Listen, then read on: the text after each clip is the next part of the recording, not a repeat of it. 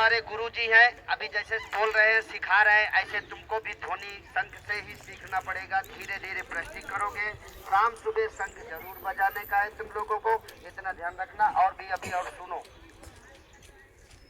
इतने बच्चे बैठे हैं, इसमें से कौन गुटखा खाता है? कोई हाथ खड़े करेंगे? कोई गुटखा खाने वाले हैं? हाँ, तो ये बहुत अच्छी बात है।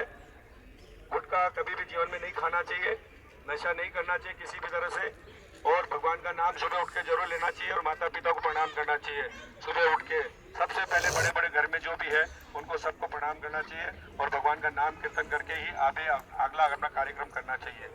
तो इसलिए अब आगे की रूपरेखा के हिसाब से